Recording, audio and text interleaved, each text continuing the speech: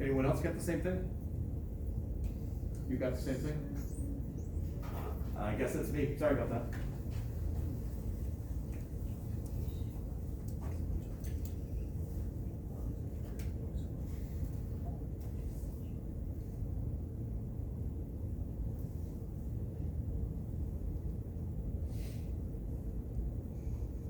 All right, so if we just round, sorry, I'm gonna round off to this place right here. So we have basically 2.059,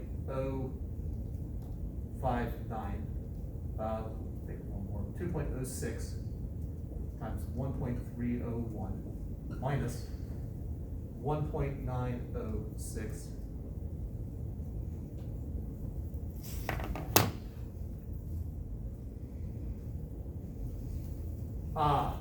That's where I was rounding both of those off to 6 and going, well, they're two different decimal places. Sorry about that. Okay. So this is what we're predicting is the total work that's going to be done. That should be equal to the change in kinetic energy. Oh, what are the units here, by the way? Joules. Like you mean it. Joules. Joules! No. My voice doesn't have enthusiasm. Oh. All right, so now let's figure out what the change in kinetic energy, well, we have that. Let's predict how fast that thing needs to be going then. Before I write on this one. All right. So my change in kinetic energy should be equal to the work being done. So the change in kinetic energy should be 0.19874311018 joules. That's just final minus initial kinetic energy.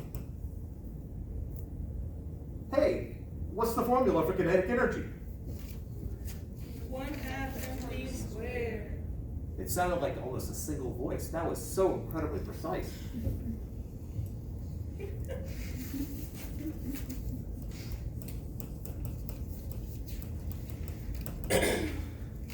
But I'm going to start this thing at rest, so my initial kinetic energy is 0. So what I'm left with is 1/2 times the mass times Vf squared equals all of that. What is the mass that is going to be traveling at that speed? What is the mass?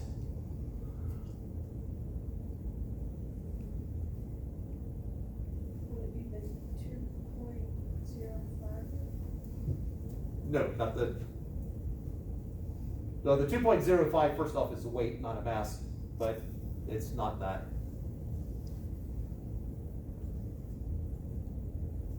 Since it's moving both masses, would it be mass 1 plus mass 2?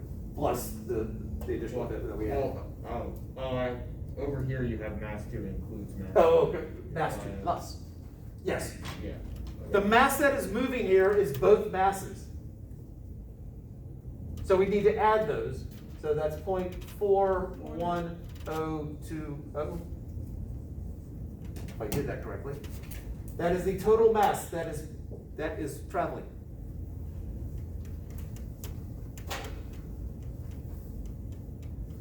So I have 1/2 times that mass, 0.41020, unless somebody corrects me, times my speed squared is equal to 0.19874311018.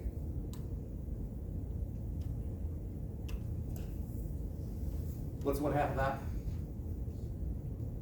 Oh, wait a second, let me do that. 0.20510.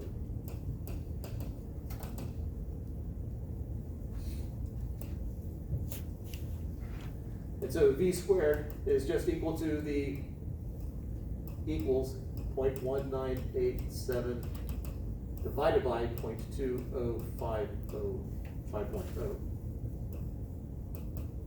So that'll tell me V squared, do the square root, and somebody will about to tell me V.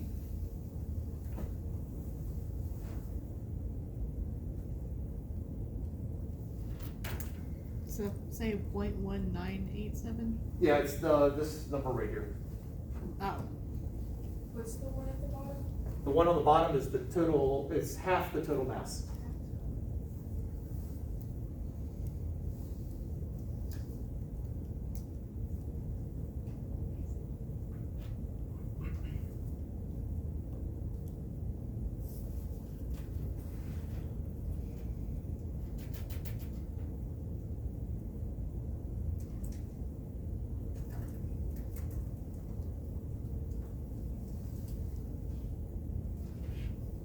we got 1.07285.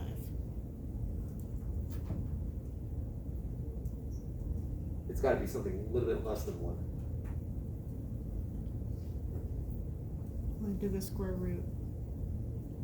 Because this fraction right here is less than 1. When you do the square root, we should get some number that's close to 1, but still less than. You get a fraction backwards. Because you said 1 point something, right? 0.9690058 596. Is that No, it's 00585 005? 8596.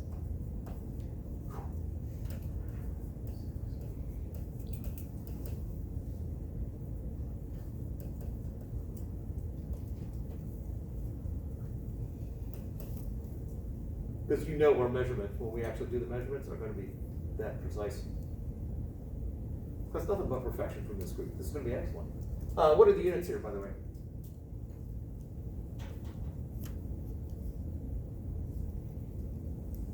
Meters per second. Yes. Sorry, I should have said, like you mean it. Meters per second. There we go.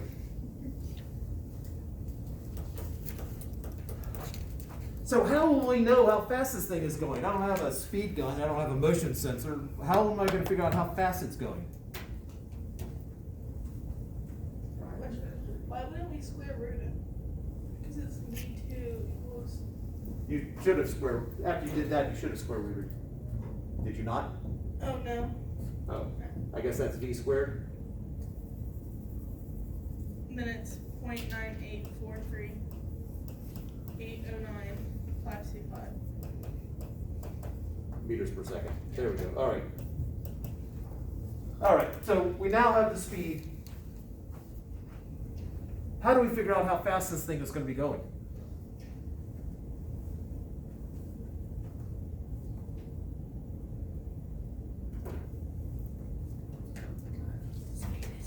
Don't you multiply the mass by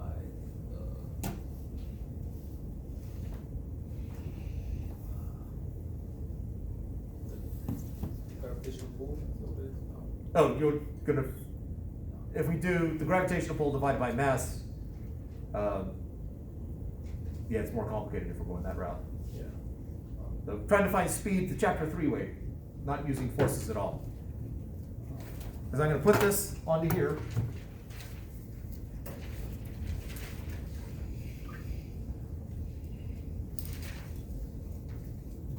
And I'm going to let go. Distance over time. Almost. So, if I do distance over time, what is that going to tell us? How far you gonna go with that? What were you about to say? Were you about to say that? Yeah, sure. Okay, sure. All right. If we do distance divided by time, that's going to give us our average speed. So how do I find my final speed? Since it started at rest, You subtract the, isn't it the final to the initial?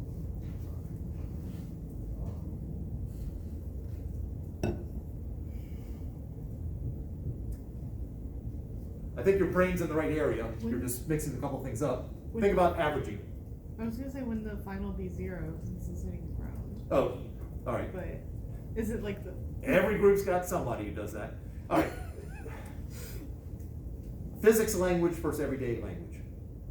When we say how fast is it going when it hits the ground, what we mean, what is supposed to be understood in physics classes is that it's that moment just before it touches the ground. So, yeah, if you take literally what I have said, I see where you're coming from, and again, every semester, there's several people who fall for that. But physics speak, how fast it's going right when it hits the ground means just before we introduce another force. Don't you add them, the final and the initial, And, divided by 2? yes, and that should get us the average. So, get rid of that stuff. The average speed or the, So we found the average speed, we can find the average speed, V initial plus V final divided by 2. Or, we could also find the average speed by the distance over time. So if I know distance over time, I know the distance already, we measured that. Time, you bet we're gonna time that. I know that is 0. If that's my average speed, my final speed is just twice that.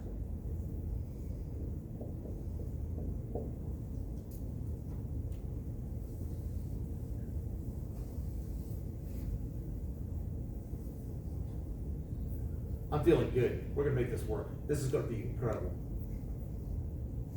Tears of joy all around. All right, here we go. Get out your stopwatches.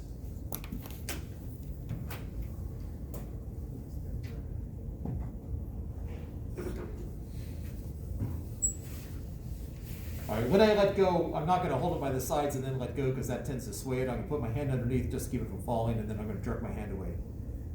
If the masses collide as they pass each other, we need to redo it because that'll mess it up. All right. People ready? 3, 2, 1, go. Stop. 3.55.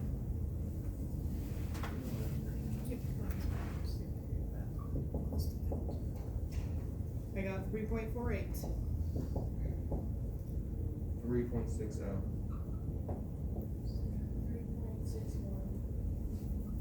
3.61. 3.61. Yes. Same thing, 3.61. So 2 people got that? Anyone else? I got 4.1, but I probably pressed it too early, so. Yeah, there's a certain disadvantage for those who couldn't see it actually hit the ground. If you had 4 something, I'm gonna make the executive decision and say something's off. All right, so what is my average time? 3.57.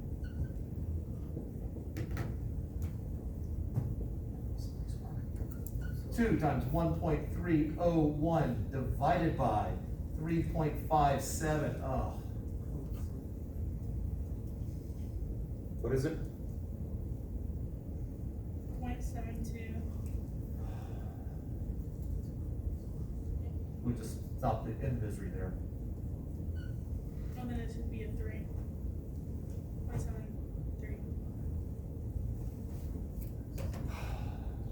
There's always that dream that it would have worked out beautifully.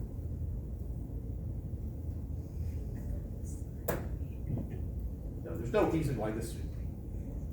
Yeah, unless I can interrupt it back fully, but I don't think so. How fast it's going. All right, I want to do this timing again. Everyone is going to time. If you could be on this side so that you can see when it actually hits the ground.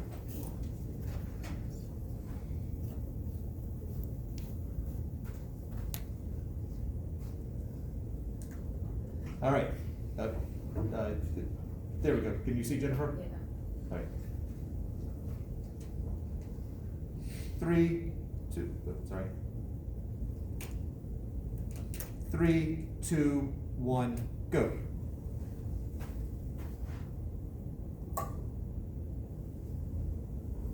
$3.36. 3.37. 3.49. You were going faster than my hand. 3.36. 37. 3.37. 3.49. 3.46. All right, 3.5. 7. 7. 7 and 3.46.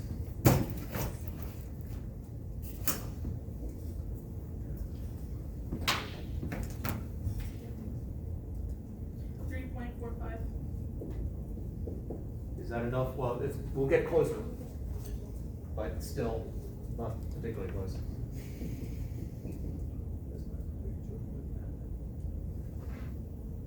$75.75.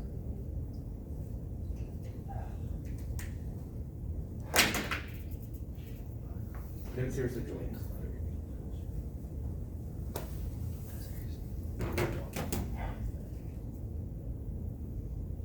No. That's what this lab does. Infuriate.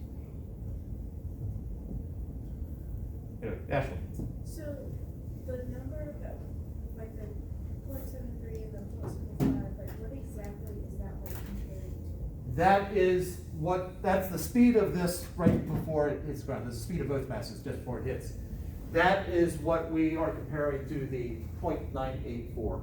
That's like the ideal. Yes, that's the ideal and that's the sad reality. Okay.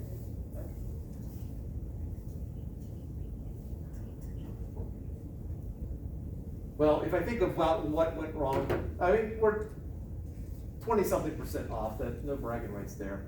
But if I can somehow justify it, at 2 in the morning, I'll give each of you a call.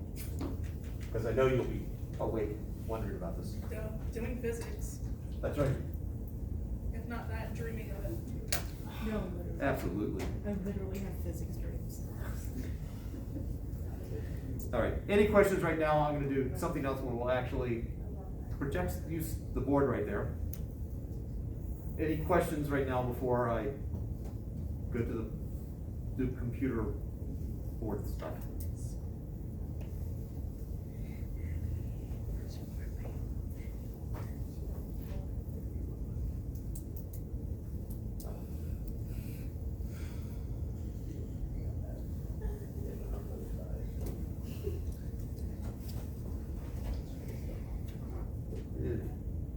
All right.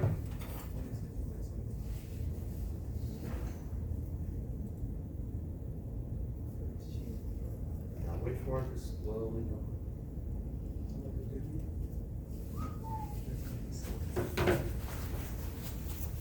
Yeah, right.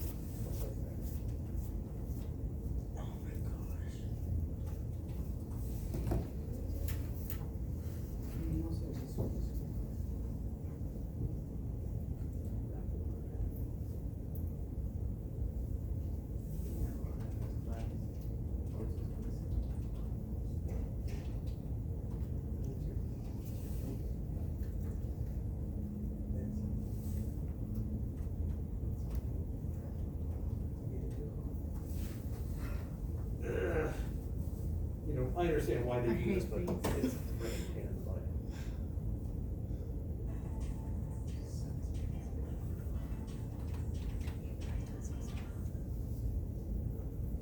Let's pretend that's gonna do something.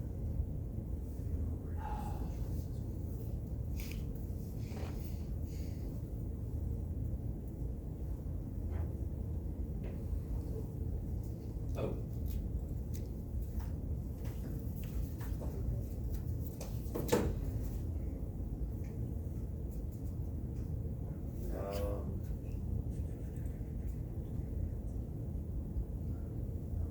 All right, so first off, with the test coming up,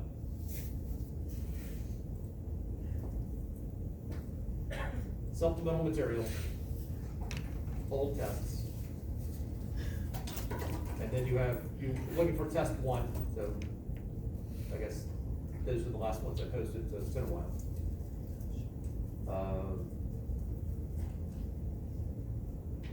And so if you see SOL, that means there's solutions, which means I've worked it out. If you just see answers, then it's just the answers about how I work them out. So, but you can get a good idea, I've been using Hewitt since the beginning, good idea of the equations that will be used.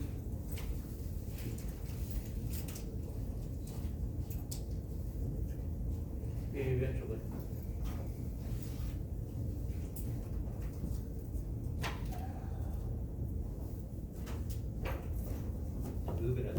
business. 4 to 7 business days. All right, there we go.